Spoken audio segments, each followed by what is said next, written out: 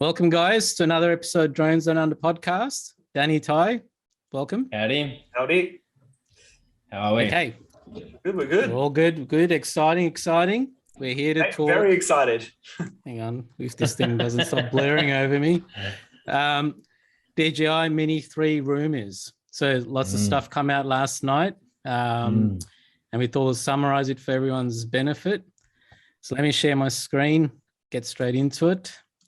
So what we're going to talk about has come out from Deal's Drone, and let me just bring up the screen. Very reputable drone leak source for DJI in the past.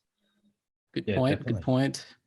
Okay, so first one, I think this sort of come out about a month ago, Danny. Yep, about a month or so ago. I think everyone in the drone community saw this photo thinking it was fake because it just looks like a really botchy Photoshop. I think too, the fact that it's obviously on like I'd say like a piece of like sort of satin paper or whatnot. So with the bend in it makes it even look worse again. But I know what you're saying, Danny. It kind of, the drone itself kind of looks like it's not real. Well, I guess I think we're all wrong. It's definitely a new funky design. You know, they're calling it now the Mini 3 Pro. Maybe that just means the Pro version gets the smart controller. I'm hoping that smart controller is either a cheaper version and not costing, $1,200 or however much the new smart controllers are. It could be the camera as well, though. Like, I mean, obviously knowing that they have done that in the past, it could very well be you may end up getting maybe a more camera closer to the Mini 2 rather than this camera if you didn't buy the Pro, perhaps. Yeah. And the shape of the controller is obviously similar to the Mini 2. So yeah, definitely. Yeah. So let me move on. We'll come back to this one. I guess the main thing out of this was controller and that f1.7 aperture. So and just quickly before we go to the next slide as well, can we note that one of the major issues of the Mini 2 was the camera at full speed in, say, sport mode, you couldn't point the camera up very far. It always had to tilt down. Where this, they've eliminated the whole top, cowl of the drone, so the camera can get a good view. It might even be able to face directly upwards. It wouldn't be far off if you look at that. Bridge inspections. Okay, let's go to the next one. So let's talk gimbal. My number one wish list for this drone is to have a vertical gimbal like the Mavic 1 had, because that's just the Instagram drone then. It's able to take vertical shots. No need to crop your 4x3 or 3:2 shots.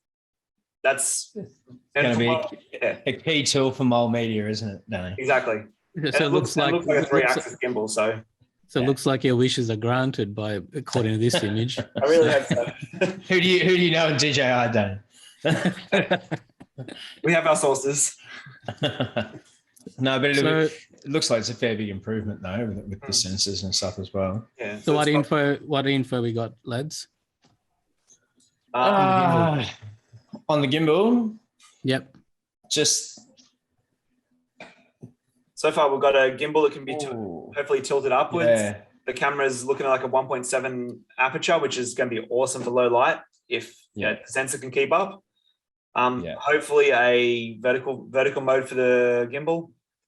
I mean, definitely the vertical mode and the bigger aperture are probably going to be the two biggest things to take away from the new camera. And what about the sensors, Ty? Have you got some information on them? Because I can never pronounce it right. Well, look, there are three directional obstacle avoidance for the sensors. Oh, you're talking the camera sensors. Sorry. So it's a 1 1/3 CMOS sensor on it, and the Mini was a 1 2/3. So it's a slightly bigger sensor. It'll make it. That does equate to better low light, then, doesn't it? 100%. And anyone who's tried to use any DJI drones for that matter, really, unless you get into the bigger stuff in low light, they're not spectacular. I mean, they have improved over time, but I dare say this will make quite a big difference. Sweet, awesome. In regards to the name as well, you see it says Mini 3 and P on the edge, so they've probably gone with the Mini 3 Pro, which does sound like a cool name. It does make me think, though, that they will they'll have a tiered setup where you'll be able to buy a Mini 3. There'll be something that obviously you get more on this. And I have a feeling it'll have to do with the camera. Well, I think they've also done that with, well, Autel's done that, but they've got like the Mini, the Nano Lite and Nano Pro or whatever. So they're trying to directly compete with Autel in that.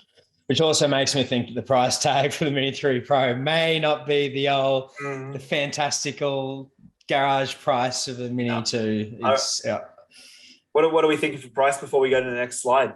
Around the 1,000 mark? I'm going to say more. If I have to go buy anything that with the Mavic 3 Pro and the M30, everything's been a fair decent step up in price. I actually reckon this will be probably closer to 2. Also, do remember this does come in underneath the Air 2S, which is what, 1,800 or so? 1,800 bucks, yeah. So it'd have to come in under that because that's, a much bigger, more advanced kind of drone. And it's for the beginners market. So maybe they might have a cheaper version still, could be a $700-800 basic version. Yeah. In theory. I dare say that's what will happen. You'll find that there'll be one that'll be in that consumer market like the previous Minis, and then they'll have one that'll want to step up because they know, look, let's face it, we've all used a Mini some point for a commercial application. If we had one to step up better, it would help a lot. Definitely. So cool. All right. Obstacle avoidance sensors. So we got 2 forward, 2 down, and so also 4 here. Here we have another 2 somewhere else. Yes, and backwards. 2 facing backwards. And based on the image we're looking at, obviously you can see the shape that's been cut out so the sensor gets a clear line. Yeah, which is pretty cool. Like they've essentially done a weight reduction on the whole body by putting the sensors where the other sensors already are. Yeah, and definitely. I guess the front, looking awkward here, but it's probably because they've got front and rears in the sort of same sort of area. 100%. The nickname for mine's going to be called Froggy. Froggy. So I mean, you'd assume they'd have side sensors as well. I mean, they're not in the images, but you'd assume. Yeah. So there's 6 so far. So weight wise, obviously looks like they've kept it under that 250 grams. Keeps it nice and low for use all around the world without having to register and follow in a lot of the rules, which is great. Which the biggest thing when it comes to weight, as this next slide shows, is battery. The battery makes up, 70 to 80% of the drone's weight. Yeah. And DJI has up the battery capacity on this one from the Mini 2 was 2,250 milliamp hours to 2,453. Be interesting to see the difference in flight time. Well, whether there's a heap or it's just maybe an extra 5-10 minutes. Well, look, if DJI is keeping to the trend what they've been doing lately, there should be more flight time. But even with all these extra sensors, they just keep pushing more and more out of these things. Which go back to the Mavic 1 days, you're happy to get 15 minutes. Now you're pushing half an hour of usable time.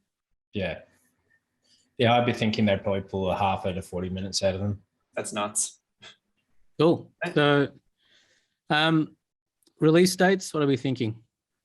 I reckon end of April, beginning of May, hopefully beginning of May, the latest will hit our shores.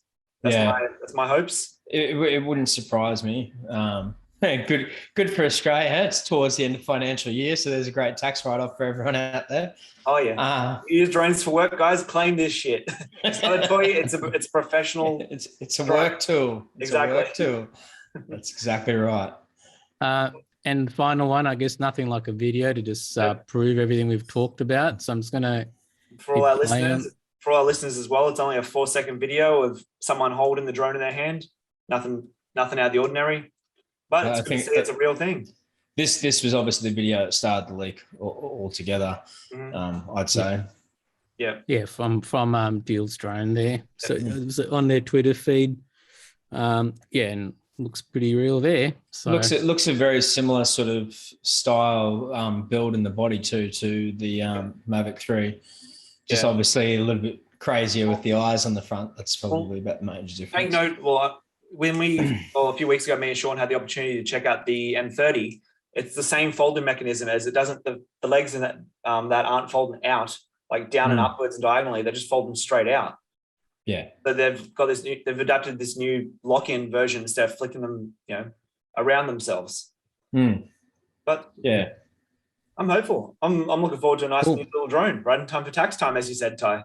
Yeah. I get excited, to be honest, about the bigger sensor. That's just something that in the smaller drones would just be awesome. Like, I mean, you know, Danny, you take yours everywhere. You're constantly getting images with it. To have something that portable, but with the camera as well, is huge. Definitely, like that's between the bigger sensor and the vertical, hopefully vertical mode on the gimbal. That's my wish list. More sensors and more obstacle avoidance. It doesn't phase me at all because most of the time I'm turning that off because it's annoying. Yeah, but looking forward to it. Yeah. Awesome, lads. Hope you guys have enjoyed us sharing the Mini 3 Pro.